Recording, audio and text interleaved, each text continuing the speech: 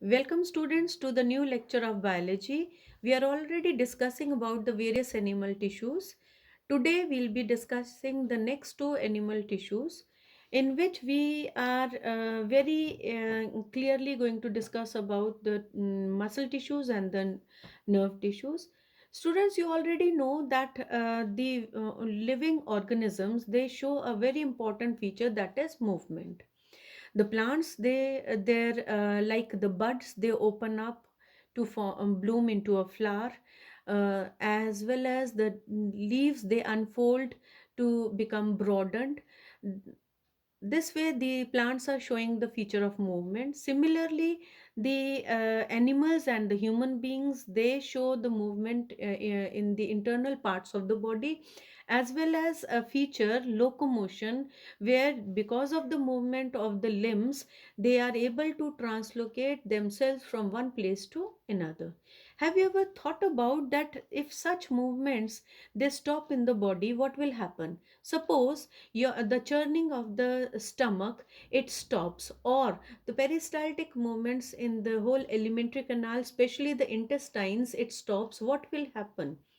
The digestion phenomena will come to a standby. Similarly, the respiratory system, if it is not showing any movement, or the heart, it is not showing any pumping action, the whole body will come to a standby. Who is helping in such movement? That is the muscle tissue. So muscle tissue, which is a very specialized tissue, which is showing very special kind of cells also, they are helping in the movement of the various parts of the body.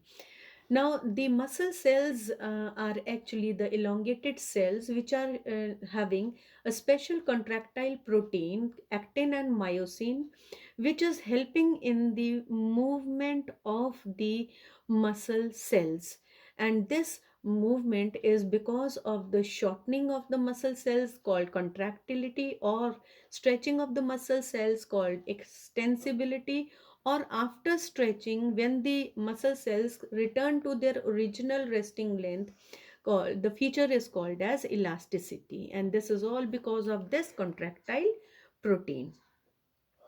The muscle tissues, students, in the human body are of three types according to location, structure, and function. First is the smooth muscles in the internal organs, the cardiac muscle, a special feature about the heart, and the skeletal muscles, a special feature of the limbs, the legs, and the arms. Let's discuss about the structural features. Firstly, about the striated muscles. The striated muscles, they show the cells which are long, cylindrical, and they are not branched. But these cells, they are showing the feature of the plasma membrane in the form of sarcolemma, the cytoplasm in the form of sarcoplasm. They have a multinucleated feature, and the nucleus is present on the periphery, as you can see. And within the cytoplasm, the actin and the myosin fibers, they are arranged in the form of light and dark bands. So the muscle cells, they are showing the striations in the cells. So this way, the this muscle tissue is called as striated muscles.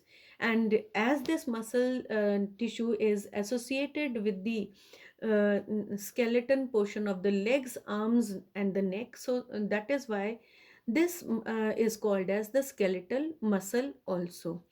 Now, the whenever you are trying to lift your arm, or whenever you are trying to walk or move towards any special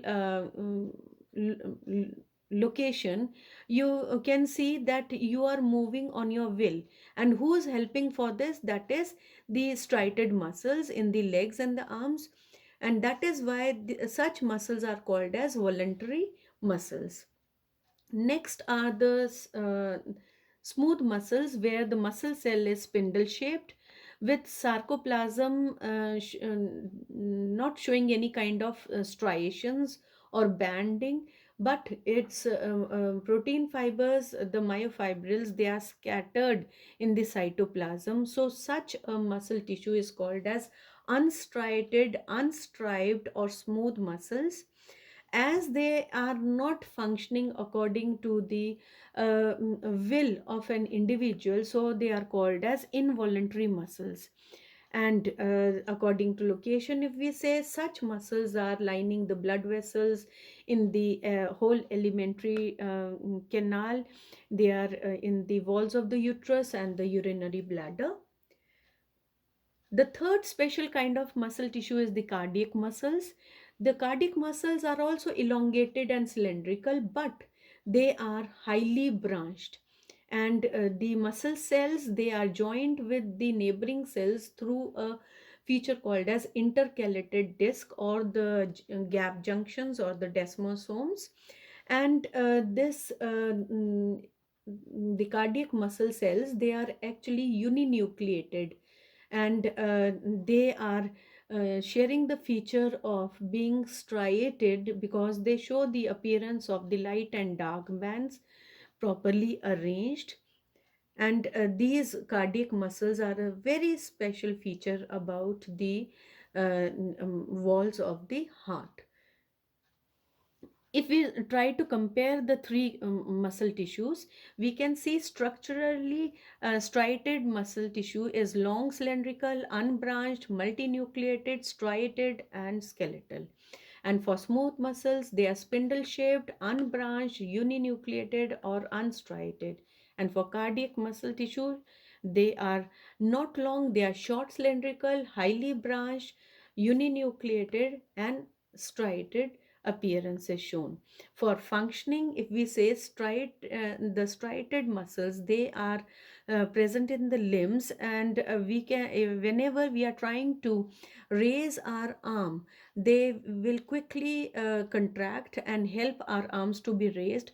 But after some time, we see that our arms get fatigued. Why? Because these muscles, the striated muscles, they also get fatigued very quickly. And because we are voluntarily able to raise our limb, so they are called as voluntary muscles also. Talking about smooth muscles, they contract very slowly, they do not get fatigued, and they are involuntary in nature.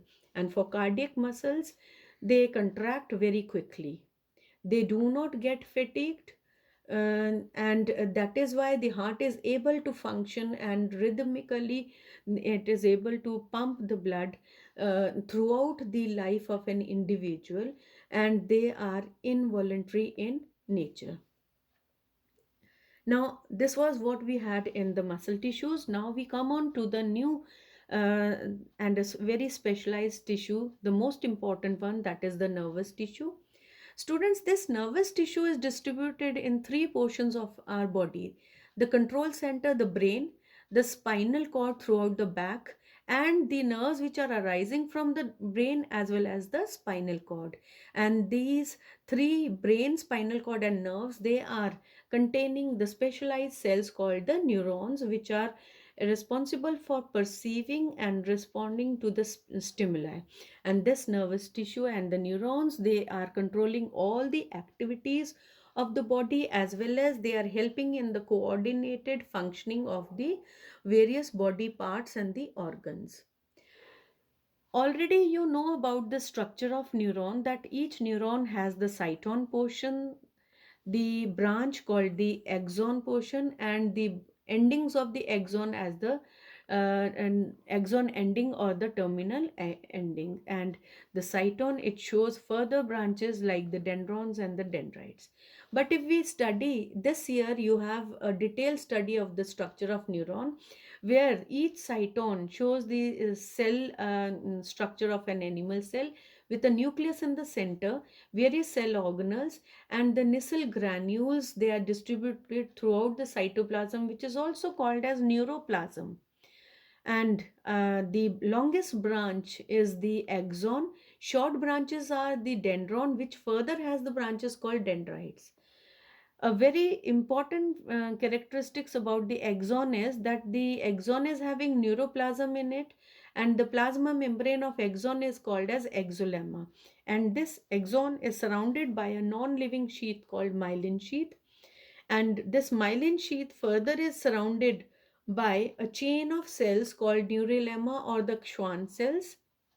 and where the gap between the neural lemma is always called as the node of Renwier. And this axon at the end, it is having the branches which is called as axon ending. The nerve endings, the terminal endings are also called as the terminal arborizations. This term is very clearly mentioned in your textbook, students. Now, let's see what was there, the detailed animal cell of the cyton of the neuron. It shows a large nucleus, well-developed nucleus in the center, surrounded by the rough endoplasmic reticulum with ribosomes on it. It shows the mitochondria, which is providing energy to the neuron, as well as the Golgi apparatus, which is responsible for forming the Nissl granules, the lysosomes, and a special feature that is the centrioles. And the neuron, if we talk about the coverings of the axon, according to it, it is of two types. First, let's see what are those coverings. The axon plasma membrane is called axolemma. This is the first covering of neuron. Then surrounding the axolemma is the second covering called myelin sheath, which is a non-living sheath. And surrounding the myelin sheath is the chain of neurilemma cells. So the three coverings are axolemma, neurilemma, as well as myelin sheath.